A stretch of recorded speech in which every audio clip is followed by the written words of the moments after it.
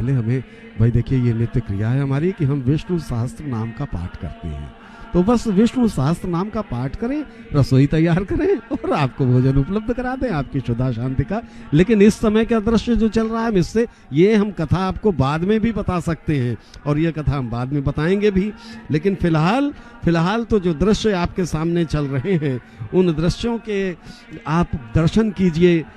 श्री रामाय रामभद्राय रामचंद्राय वेधसे रघुनाथाय नाथाय सीताया पतये नमः। ओम आपदा वपहर्तारम दातारम सर्वसंपदाम लोकाभिरामम श्रीरामम भूयो भूयो नमाम्यहम्। ये आपदा को हरण करने वाले देव हैं।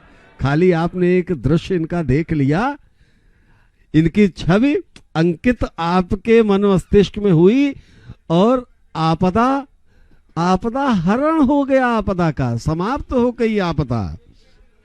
ये महात्म्य है प्रभु श्री राम के नाम का। प्रभु श्री राम का नाम तो युगों युगों से आप जिस भी रूप में ये दर्शन जो आप कर रहे हैं आज श्री राम लला के, उनके तरुणाई की आयु के, ये दर्शन आसान नहीं है, ये सर्वसुलभ नहीं है, किंतु अब दूरदर्शन के माध्यम से आप सबके घर घर तक प्रभु श्री राम के दर्शन उपलब्ध हैं।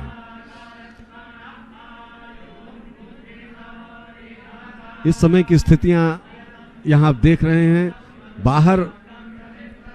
बाहर भक्तों का उल्लास देखते ही बन रहा है। बाहर के भी दृश्य हम आपको दिखाने का प्रयास देख रहे हैं, किंतु आगे हम आपको निश्चय ही दिखाएंगे बाहर के भी दृश्य, और 3 दिनों तक चलने वाले कार्यक्रमों की जो श्रृंखला है वो भी आप देखेंगे।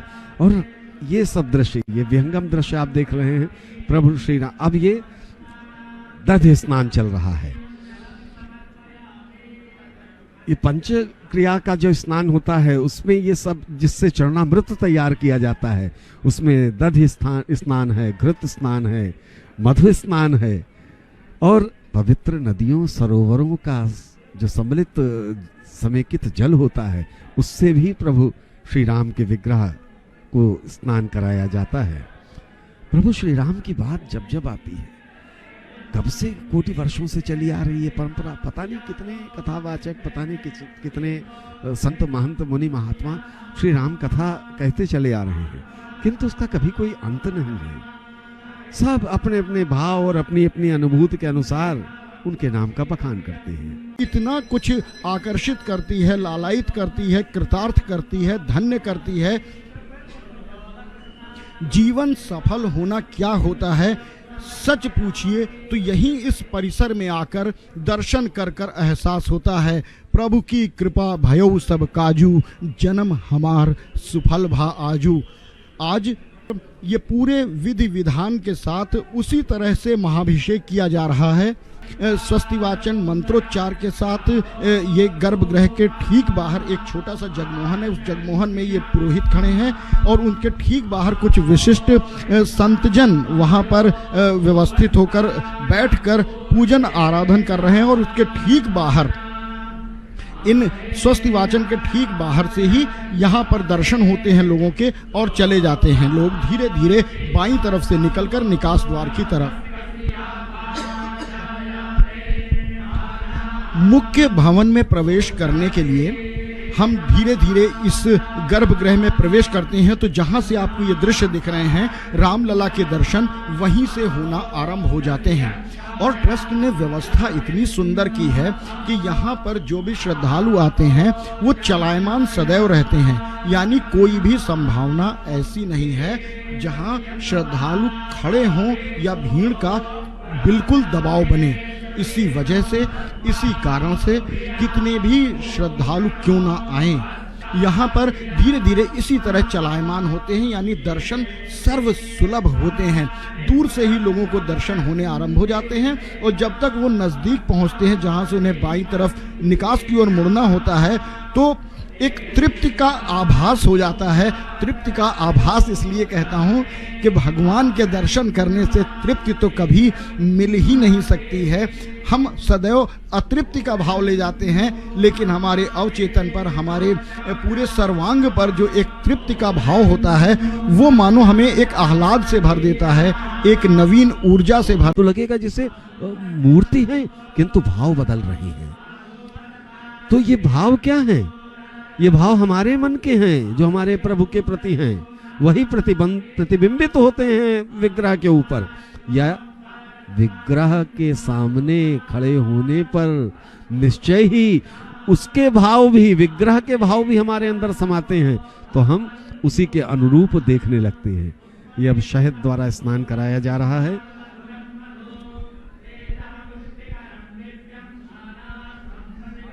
हमारे परमात्मा श्री राम का इस समय अभिषेक आरंभ हो चुका है। वो महाभिषेक है। जैसा कि आपने देखा कि दूध, दही, घृत, मधु, सरयू जल और उससे प्रभु का ये महाभिषेक होता हुआ, और महाभिषेक करने के पीछे एक मान्यता, एक श्रद्धा, एक भक्ति, एक आस्था के अपने परमात्मा के ऊपर सब कुछ हम समर्पित कर दें। यहाँ शर्करा का भी प्रयोग किया जाता है। दरअसल ये जो श्रद्धालुओं की अनावरत आने का प्रवाह है, ये जो इस समय दृश्य आपकी स्क्रीन पर है, ये रोमांच ही नहीं करता है, आंखों में अश्रु भी ला देता है।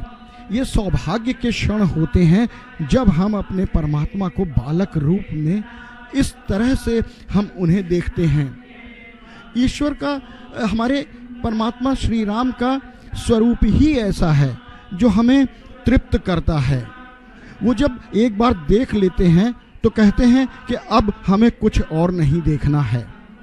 ईश्वरता के प्रतिपादन में उपनिषद जिसे कहते हैं ना, भूमा यत्र नान्याति पश्यति नान्याति विजानाति, जिसे देखकर कुछ और भी देखना शेष नहीं है, जिसे सुनकर कुछ और भी सुनना शेष नहीं है, जिसको जानकर कुछ और भी जानने की इच्छा नहीं है, वो कोई और नहीं, हमारे अपने श्री राम हैं।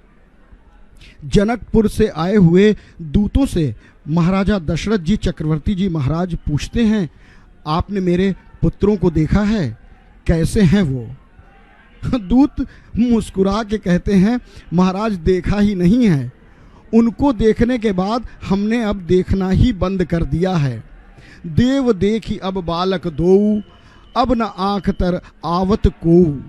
प्रभु की स्वरूप ही इतना मनमोहक है, इतना आनंदमय है, इतना तृप्त करता है, और इसीलिए वो जो तृप्त कर देने की कामना है, वो संसार की किसी भी वस्तु, किसी भी। अति सुंदर वर्णन आपने किया देश दीपक जी।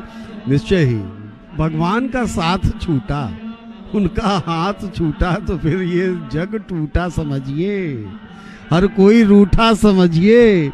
यहाँ कुछ नहीं प्राप्य है फिर यदि भगवान नहीं है। और भगवान है किसके लिए? हम मनुष्यों के लिए ही ना। कैसे और क्यों अवतार उन्होंने लिया? शास्त्र कहते हैं कि विप्रधेनु सुर संत हित लीन मनुज अवतार। ये अवतार मानव अवतार क्यों, मानव देह ही क्यों चुनी भगवान ने अवतार लेने के लिए? किसके लिए आखिर? विप्र, धेनु, सुर और संत के लिए। यहाँ पे एक प्रश्न खड़ा होता है कि क्या मात्र इन चारों के लिए ही? क्या ये चार ही हैं जिनके लिए प्रभु श्री राम ने ये मानव शरीर में अवतार लिया, मानव देह इसीलिए धारण की? नहीं, ऐसा नहीं है।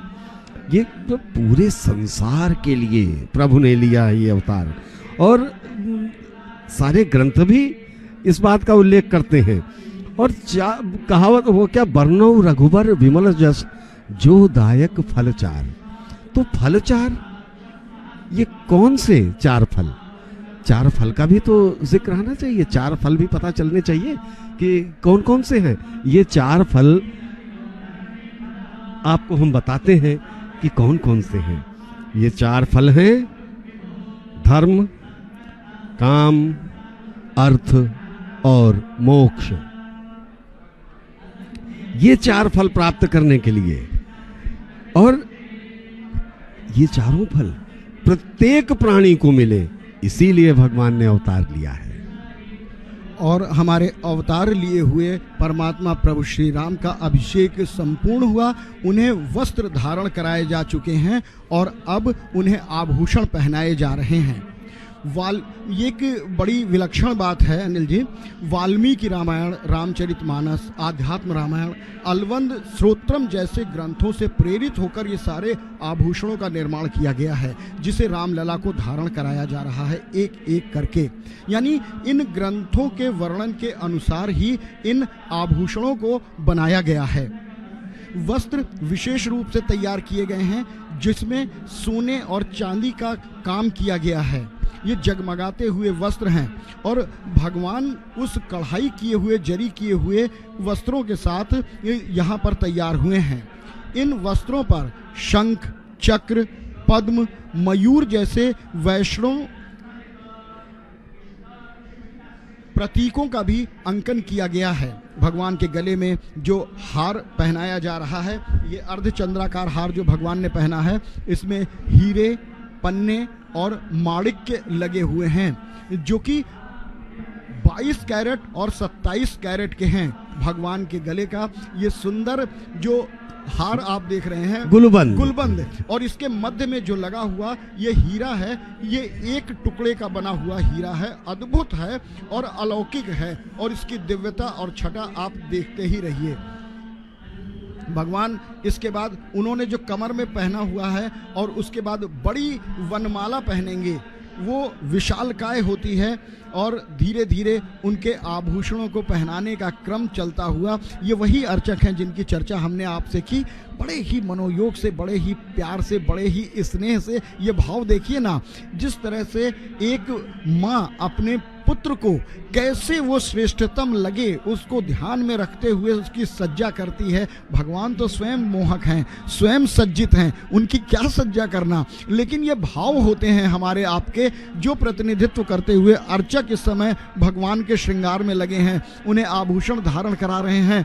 आज एक बार पुनः विशिष्ट अवसर है तो पीले रंग की धोती पहनी है और ये वो वस्त्र हैं। ये कमरबंद देखिए, जिसे तगड़ी कहते हैं, रत्न जड़ित है। इसमें 5 सुंदर छोटी छोटी घंटियां भी लगी हुई हैं। भगवान ये जो बड़ा हार पहने हुए हैं, इसके मध्य में सूर्य देव का प्रतीक बना हुआ है और दाहिनी तरफ मोतियों की लड़ियां भी दिखेंगी।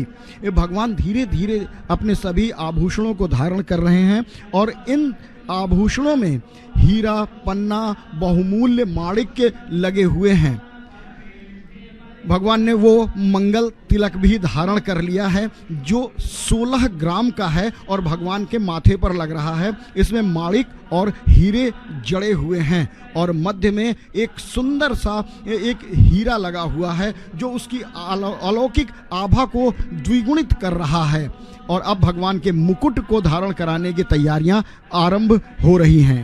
देश दीपक जी, प्रभु के इस रूप के दर्शन कर बस स्मृति हो आ रही हो पंक्तियां कि काम कोट छबे श्याम शरीरा, नील कंज वारिद गंभीरा। ऐसा लग रहा है जैसे जैसे करोड़ों काम देवों की बना हुआ मुकुट दिख रहा है। अभी तो वास्तविक मुकुट सुसज्जित किया जाएगा। और देखिए, बस ये मुकुट आ गया आपके सामने। अब इसके इस रूप के दर्शन करके कौन ना निहाल हो जाएगा, कौन ना भाव विभोर हो जाएगा कि कमल सदृश नेत्र और विशाल भुजाओं वाले हैं हमारे प्रभु श्री राम।